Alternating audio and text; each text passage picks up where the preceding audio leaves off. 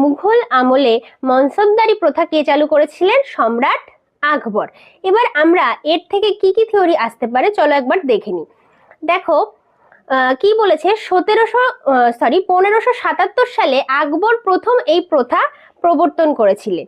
এটি জাত এবং সাওয়ার এই দুই ভাগে বিভক্ত। যারা মনসব পেতেন তাদেরকেই আমরা বলতাম মনসবদার। তাহলে এখান থেকে কিন্তু আরো অনেকগুলো কোশ্চেন আসতে পারে যে আকবর কত সালে মনসবদারি প্রথা চালু করেছিলেন। কি হবে অ্যান্সার? 1577 সালে। এছাড়াও আরো কোশ্চেন আসতে পারে যেটি মনসবদারি প্রথা আসলে কটি ভাগে বিভক্ত?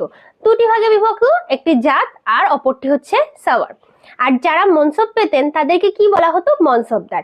তো চলো দেখো আরো একটু থিওরি আমি এর সঙ্গে অ্যাড করেছি, কারণ কি আকবরের সঙ্গে সম্পর্কিত আরো একটি very very very important question হচ্ছে দিন ই ইলাহি। তো দিন ই ইলাহিটা অ্যাকচুয়ালি কি? 1582 সালে ফতেপুর সিকরির ইবাদতখানায় অনুষ্ঠিত ধর্মসভায় আকবর উপলব্ধি করেন যে ধর্মের চেয়ে মানবতা ও ন্যায়ের মূল্য অনেক বড়।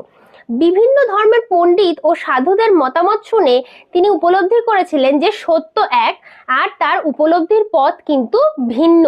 আর তার এই ভাবনা থেকেই জন্ম নিয়েছিল দিন ই ইলাহি। তাহলে যদি কোশ্চেন আসে যে দিন ই ইলাহি কে প্রবর্তন করেছিলেন বা কার আমলে দিন ই ইলাহি জন্ম নিয়েছিল, আমরা কি উত্তর দেব? আমরা অ্যান্সার করে দেব যে সম্রাট আকবরের আমলে। আর এটা কোথায় কোন অনুষ্ঠানে এই দিন ই ইলাহি হয়েছিল? ফতেপুর সিকরির ইবাদতখানায় অনুষ্ঠিত ধর্মসভায় তিনি কি প্রথম উপলব্ধি করেছিলেন? কি উপলব্ধি করেছিলেন? যে মানবতা আর মানবতা আর ন্যায়ের মূল্য ধর্মের থেকে অনেকাংশে বড়।